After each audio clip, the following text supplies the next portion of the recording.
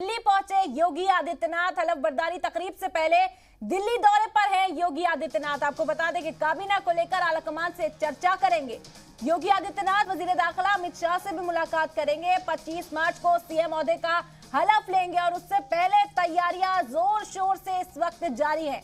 आपको बता दें कि आज पुष्कर सिंह धामी की हलफबरदारी तकरीब में हिस्सा लेने के बाद उत्तराखंड से सीधे दिल्ली पहुंचे हैं योगी आदित्यनाथ। वजीर दाखिला अमित शाह से मिलेंगे और फिर काबीना को लेकर आलाकमान के साथ चर्चा की जाएगी। आपको बता दें कि 25 को हलफबरदारी तकरीब है। एक बार फिर से वजीर आला के ओहदे पर काबिज होंगे उत्तर प्रदेश में योगी आदित्यनाथ और उससे पहले काबीना को लेकर अहम गौर-व-ख़ौज़ लगातार जारी है।